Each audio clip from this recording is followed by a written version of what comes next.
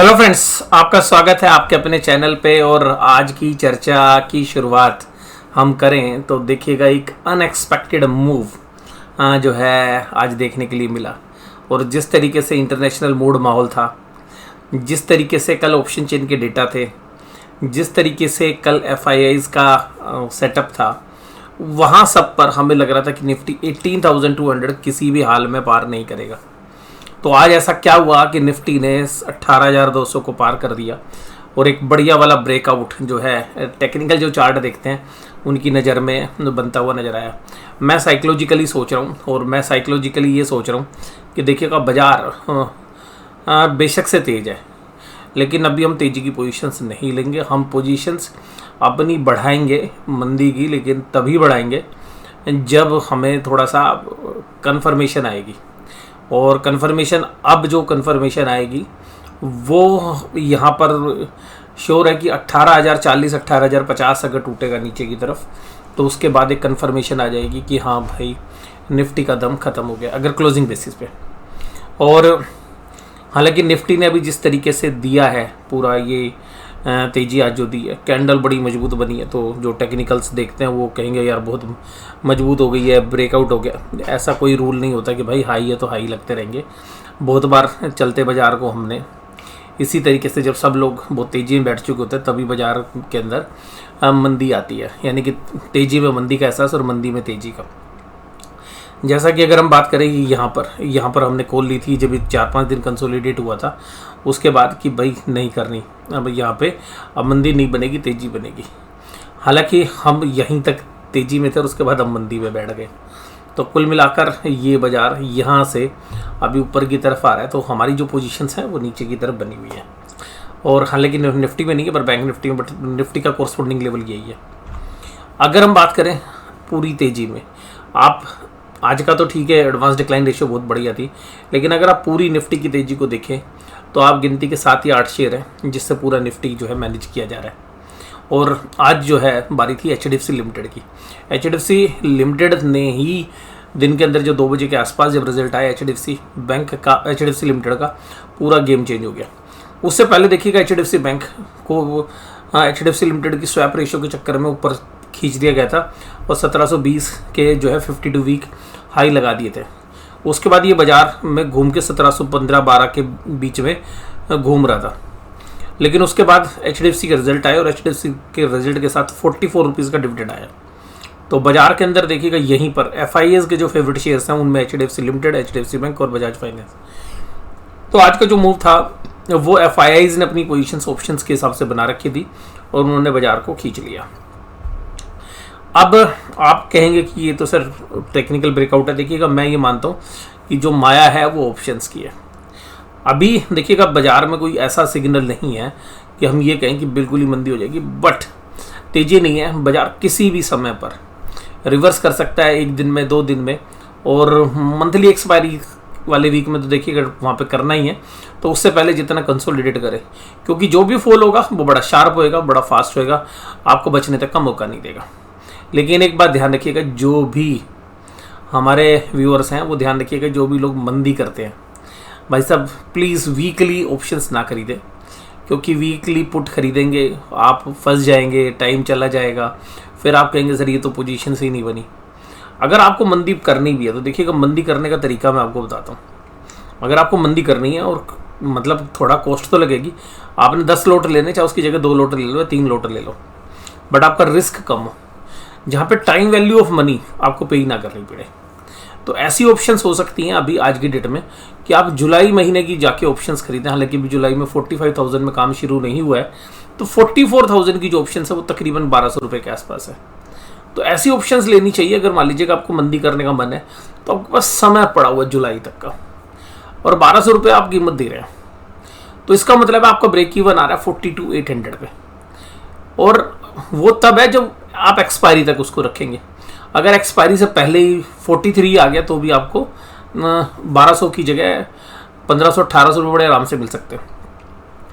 लेकिन अगर आप ऐसी ऑप्शंस को तब खरीदें जब आपको श्योर है कि हाँ बाजार तब तक 40,000 आ जाएगा या 41,000 आ जाएगा या इवन 42,000 आ जाएगा, यानी कि आपके 1200 रुपये के डबल तो बने कम से कम। तो जहाँ पर आप एक बार पैसा डाल के एक वेट कर सकते हैं, लंबा इंतजार कर सकते हैं, तो पैसे बनते हैं। शॉर्ट टर्म की जो ऑप्शंस होती हैं उनमें ना बड़ी जल्दी पैसे बनते और बिगड़ते हैं, और बनते बहुत कम है। क्योंकि आज भी अगर आप मूव देखें, अगर निफ्टी या बैंक निफ्टी का मूव देखें, तो ऑप्शंस में देखिएगा जीरो हीरो ट्रेड है। कभी तेजी की तरफ चला जाता है, कभी मंदी की तरफ, और कभी बिल्कुल सपाट रह जाता है। तो आज का भी मूव अगर आप देखें तो ये जो मूव था ये लास्ट के 40 मिनट में रहा। यानी कि जिसने ऑप्शंस खरीदी भी रखी थी, जिसने कॉल ऑप्शंस खरीदी भी रखी थी, वो बस इस इंतजार में बैठा था कि बस यार मेरे पे कॉस्ट निकल जाए। तो बाजार चलने से पहले अपनी कॉस्ट पे निकल गया होगा। और बड़े प्लेयर्स ने वो यही चीज़ उठाई, क्योंकि उनको पता है कि हम क्या चीज़ फेंकने वाले हैं बाजार में या क्या चीज़ उठाने वाले हैं। तो वो अपने पोर्टफोलियो में क्या उन्होंने बाय करना है, कितना बाय करना है, कितनी लिक्विडिटी डालनी है, वो उसके हिसाब से एक पोजीशंस बनाते हैं और फिर वो प्ले करते हैं। इसीलिए रिटेलर्स के माध्यम से अगर आप कहें शॉर्ट टर्म्स में ऑप्शंस बाइंग में पैसा बनाना लगभग इम्पॉसिबल है। बहुत सारे आपको जो है यूट्यूब पे मिल जाएंगे कि जी बहुत बढ़िया पैसा बनता है, तो आप देखिएगा, मुझे पर्सनली ऐसा लगता है कि उसमें बहुत ही महारत चाहिए, और उस महारत के बावजूद भी आपकी सक्सेस रेशो बहुत कम हो सकती है। ऑप्शन सेलिंग में ये है कि आपका पोजीशन साइजिंग कम होनी चाहिए, और जब आप ऑप्शंस बेचें तो थोड़ा सा दूर से बेचें, और ऑप्शंस बेचते वक्त नज़दीक की ऑप्शन बेचिए, यानी कि जो नियर टर्म के पीरियड्स हैं। और वहाँ से जो है आप अगर फंस भी जाएंगे, ट्रैप भी हो जाएंगे, तो आपको एक बेनिफिट ये होगा कि आप अगली जो वीकली ऑप्शंस बेचेंगे या उसको मंथली पे कन्वर्ट करेंगे, उसकी कीमत बढ़ जाती है। तो ये चर्चा जो है मैं इसलिए कर रहा हूँ, चाहे आप कॉल ऑप्शंस लें या पुट ऑप्शंस लें, ध्यान रखिएगा चाहे क्वांटिटी उतनी लें जितने का आप रिस्क मैनेज कर सकते हो। अगर आप कभी भी ऑप्शंस खरीदते हो तो आपकी जो कैपिटल है उसका 4-5% से पैसा मत डालिए ज़्यादा। ऑप्शंस अगर आप सेलिंग करते हो तो देखिएगा आपको चाहिए ही चाहिए पैसा, क्योंकि ऑप्शन सेलिंग में पूरा मार्जिन लगता है। और इसके अलावा मैं आपको एक और चीज़ बताता हूँ, बड़ी सॉलिड, आप ध्यान रखिएगा। जब भी ऑप्शंस में आप प्ले करें, देखिएगा ये बहुत कायदे की बात है, इसमें हालांकि थोड़ी कॉस्ट लगती है। जब भी आप ऑप्शंस बाय करें तो स्प्रेड के साथ करें, यानी कि एक स्ट्राइक को खरीदें और उसके बाद अगली स्ट्राइक को बेचें, जिससे आपकी कॉस्ट घट जाए। आप इसमें डेबिट स्प्रेड भी ले सकते हैं, क्रेडिट स्प्रेड भी ले सकते हैं, यानी कि नज़दीक की जो ऑप्शंस हैं वो खरीद लें और दूर की ऑप्शंस को बेच दें। तो उसमें क्या होगा कि जो आपकी कॉस्टिंग है वो कुछ हद तक निकल आएगी। तो आपकी जो कॉस्ट है, मान लीजिएगा आपने कोई ऑप्शंस 300 रुपये की खरीदी और दूसरी ऑप्शंस में आपने 150 रुपये बेच के निकाली, तो आपकी कॉस्ट मात्र 150 रुपये रह जाएगी। तो आपको थोड़ा सा कॉन्फिडेंस भी रहेगा कि हाँ ठीक है, मेरे पास 150 रुपये आ गए। और जैसे ही मूव आएगा तो जो आपकी ऑप्शंस है, यानी कि अगर आपने डेबिट स्प्रेड लिया है तो आप जल्दी से पैसा कमा लेंगे। तो हालांकि जो आपने ऑप्शन दूर से बेचे उसके भी कुछ पैसे देने पड़ेंगे, प्रॉफिट कम होगा लेकिन लॉस भी कम होगा और सुकून रहेगा, सबसे खास बात। और अगर आपको लगता है कि नहीं आप थोड़ा रिस्क ले सकते हो तो क्रेडिट स्प्रेड भी बना सकते हैं। और क्रेडिट स्प्रेड में क्या हो सकता है कि भाई नज़दीक की बेच दी और दूर की आपने खरीद ली। तो नज़दीक की बेचोगे, दूर की खरीदोगे, तो उसमें क्या होगा कि आपने नज़दीक की बेच दी है और दूर की खरीदी है, तो उसमें यह कि आपकी जैसी टाइम वैल्यू आएगी तो नज़दीक की जो वैल्यू है वो धीरे से गलती है, लेकिन दूर की बाद में गलती है, यानी कि थोड़ा सा उसको समय लगता है। तो जो नज़दीक की ऑप्शन है वो तो बहुत देर में पैसे तोड़ेगी, और जो आपने खरीद रखी है वो जल्दी पैसे तोड़ देगी। तो सिंपल सी बात ये है कि इसमें थोड़ा सा फिर टाइम जो है देखना पड़ता है। तो जहाँ पर भी आप सेलिंग नज़दीक की करते हो वहाँ पर टाइम आपको जो है लास्ट तक इंतजार करना पड़ता है, जबकि खरीदने में क्या है कि आपका मूव आया, आप निकल गए और अपनी दोनों पोजीशन साथ काट दी। तो देखिएगा ये जो ऑप्शंस की जो स्ट्रेटेजीज हैं उनके हर एक के अपने एक अलग प्रिंसिपल है। कुछ लोग कैलेंडर में प्ले करते हैं, तो जनरली मैं कैलेंडर में ही प्ले करता हूँ। तो मेरा जो पर्पज़ होता है वो कैलेंडर में है, हम वीकली से कैलेंडर में शिफ्ट करते हैं। तो बहुत सारे जो व्यूअर्स हैं उनको लगता भी होगा कि अरे सर आप तो यहाँ से बेचते आ रहे हो। तो देखिएगा इस बेचने के सामने में भी क्या होता है कि आप अपनी जो आपने पोजीशन बना रखी है उसका ब्याज वसूल करते रहते हैं। उसका ब्याज क्या होता है कि दूसरे साइड की ऑप्शंस बेचकर वसूल हो जाता है। लेकिन इसमें एक चीज़ जो मैं आपको बताना चाहूँगा वो ध्यान से सुनिए, आप बहुत ध्यान से सुनिए। देखिएगा बाज़ार में क्या होता है कि अगर आप एक लंबा चार्ट बनाइए और जब बाज़ार टॉप के आसपास है तो आप ये अक्सर पाएंगे कि जब भी बाज़ार टॉप के आसपास है तो एक बार नीचे की साइड जरूर आता है, और जब बाज़ार बॉटम के आसपास होता है तो बाज़ार पुल बैक जरूर देता है। तो कहने का मतलब ये है कि जब हमने मान लीजिए कि यहाँ पर खरीदारी की और हमने यहाँ बेच दिया, तो मान लीजिए हमने बीच में भी बेच दिया, तो बाजार मान ले घूम के उल्टा भी आएगा ना, तो लेकिन जब तक उल्टा आएगा ना तब तक ये लोग पेशेंस नहीं रख पाते। तो बाजार में ना जो ऑप्शन सेलर है उसको पेशेंस का बहुत बड़ा गेम है, और उसके साथ साथ वो जो दूसरी साइड की जो टाइम वैल्यू है उसको भी उसने कैश करना है। जब तक कि उसकी पोजीशंस फेवरेबल नहीं होती है तब तक वो दूसरी साइड की ऑप्शंस बेचकर भी पैसे कमा सकते हैं। तो देखिएगा अभी तो हमारी यही चल रही है जो मैं अभी आपको लास्ट टाइम बताया।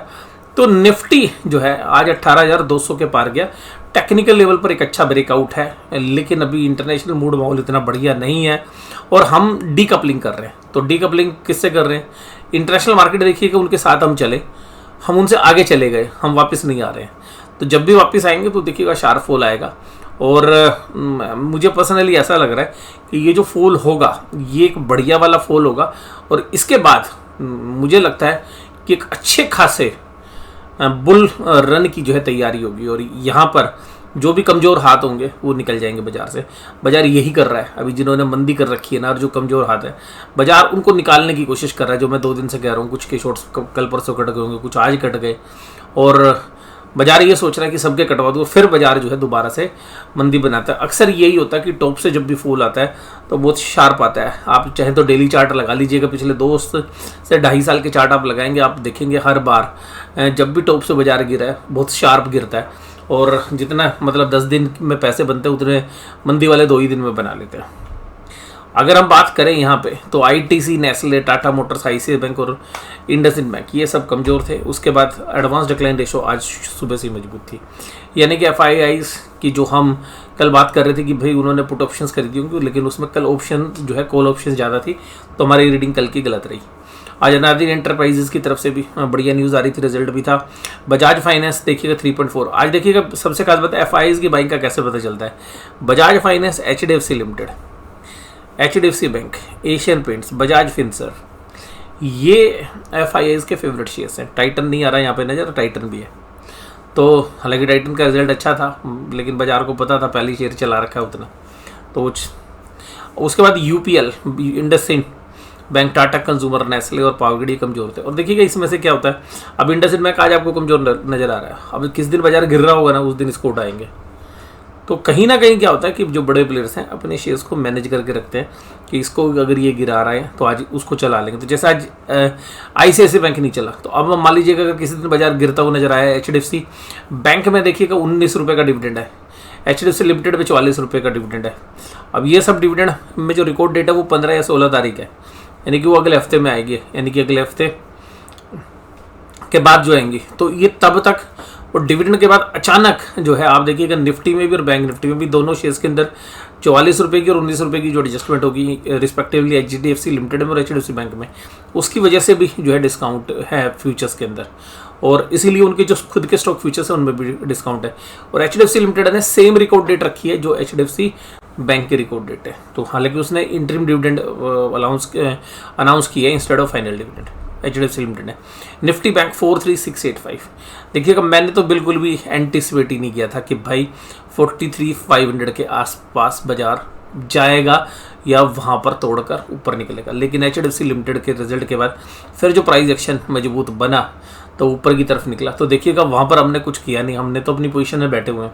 हम अपनी पोजीशंस में एग्रेसिवली तब पोजीशन बनाएंगे जब हमारे को अब और जो है ऊपर से जब बाजार आएगा तब हमें कंफर्मेशन आएगी। तब तक देखिएगा हमने आज ऑप्शंस बेची 43,000 की, 42,500 की, और उन सब ऑप्शंस के अंदर हमने कुछ ऑप्शंस को छोड़ दिया, लेकिन मोस्टली ऑप्शंस में शाम को अपना प्रॉफिट बुक करके आ गए। और क्योंकि कल फ्राइडे भी है तो कोई ऐसा प्रीमियम डे के होना नहीं है, और अगर मान लीजिए कि बाजार गैप डाउन हो जाए या किसी भी कारण से जो है नीचे की तरफ खुले तो खाम का प्रीमियम का लॉस होना है। तो जो प्रीमियम डे के होता है वो लास्ट के 3 दिनों में होता है अक्सर, बाकी तो प्राइस एक्शन के हिसाब से जो है हम ट्रेड करते हैं। तो अल्टीमेटली हमने ज़्यादा ऑप्शन छोड़ी नहीं है, तो कॉल ऑप्शंस हमारी पड़ी हुई हैं, पुट ऑप्शंस हमने कम कर लिए हैं। और हालांकि मजबूती देखिएगा निफ्टी बैंक में भी, और 43,500 में एक अच्छा ओपन इंटरेस्ट था, हमारे एंटिसिपेशन से बाहर है। तो मैं आपको बस यही कह सकता हूँ कि अभी देखिएगा जब तक तेज़ी चल रही है चलने दो, और मंदी खरीदने का अभी समय नहीं है। मंदी जब प्राइस एक्शन में नज़र आएगी तब बात करेंगे। तो हालांकि हमने यहाँ से ये 41,600 के आसपास से जो है हमने बनाई थी, और वहाँ से बाजार जो है हमारे अगेंस्ट चल रहा है। तो बहुत सारे लोग कह रहे हैं सर आपके अगेंस्ट चल रहा है। भैया चल रहा है, पर बात मैं यही कह रहा हूँ कि जब चल के इधर आ जाएगा, अगर स्टॉप लॉस काटना था तो उस टाइम हम श्योर ही नहीं थे कि भाई इतना जा सकता। तो मैं क्योंकि पोजिशनल लेके गया था तो इस बार मैंने स्टॉप लॉस काटना नहीं था। हालांकि पीछे जब हम काटते थे तो आपको बता देते थे। और उसके बाद देखिएगा हम यहाँ पर जो हमारी एवरेज है वो ऊपर की तरफ इसलिए आ गई क्योंकि हमने नीचे 7-7 पुट भी बेचते हुए चले। लेकिन अगेंस्ट जो है अभी हम चल रहे हैं, लेकिन पोजीशन साइजिंग इतनी है हमारी जिसको हम इजीली मैनेज कर सकते हैं। तो जो पोजीशन साइजिंग होती है उसका बहुत इंपॉर्टेंट रोल होता है। अगर आप गलत भी हो जाओ और पोजीशन से बहुत साइजिंग बहुत बड़ी हो तो थोड़ी टेंशन हो जाती है। तो पोजीशंस अब हम एग्रेसिवली हो सकता है कि तभी बनाएंगे जब हमें थोड़ा डायरेक्शन होगा। यहीं से बाजार अगर मान लीजिएगा, मैं आपको सीधा बोलूँ 42,800 मेरे लिए क्रूशियल लेवल है। 42,800 जैसे ही ब्रीच होगा वहीं पर हम एक बार तो देखिएगा डेफिनेटली पोजीशंस बनाएंगे। और जब तक बाजार ऊपर चल रहा है 42,800 के ऊपर, जो कल भी हमने बात की थी, तब तक हम बाकी जो ट्रेड्स हैं वो करते रहेंगे। उसमें कुछ तेजी के भी हो सकते हैं बट वो ओनली फॉर इंट्राडे पर्पज़ है। HDFC बैंक 219 पॉइंट सरप्राइज कर दिया। मैं तो देखिएगा HDFC बैंक में जब पीछे 1280-1300 था मैं सुपर बुलिश था, लेकिन मैं उसी तरीके की पोजीशंस अब ये मान के चल रहा हूँ। ये आज का मूव आ गया ठीक है, लेकिन ये मर्जर से पहले ही जो सारी एडजस्टमेंट होएगी, मुझे पर्सनली ऐसा लग रहा है कि FIIs ने यहाँ जो पोजीशंस बनाई है ना वो अपनी खींचा तो है शेयर्स को, क्योंकि दोनों साइड काटते हैं। देखिएगा पहले भी तेजी काट रहे हैं, अगली बार क्या करेंगे यहीं पे फ्यूचर मंदी बना लेंगे, फिर पता चलेगा 10 दिन बाद 15 दिन बाद इन्हीं को बेचते हुए नजर आएंगे और तब तक रिटेल इन्वेस्टर्स इनमें बैठ चुका होगा। तो मैं देखिएगा सीधा इसे गोल्डन प्रिंसिपल है कि भाई जब सस्ता हो खरीद लो, महंगा हो तो बेच नहीं सकते तो कम से कम इंतजार कर लो, और अगर थोड़ा जल्दी बेच दिया तो थोड़ा सा और जो बाकी बेचना उसके लिए इंतजार कर लो। HDFC bank, SBI, Punjab national bank, federal bank और कोटक बैंक सब तेजी में थे। तो आज बैंकों में हालांकि जो इंटरनेशनल मूड माहौल था उसके अगेंस्ट जो है काम होता हुआ नजर आया। FIIs 1414 करोड़ की बाइंग और DIs 441 करोड़ की। FIIs ने आज इंडेक्स फ्यूचर्स भी खरीदे हैं, कल वो बेच के गए थे।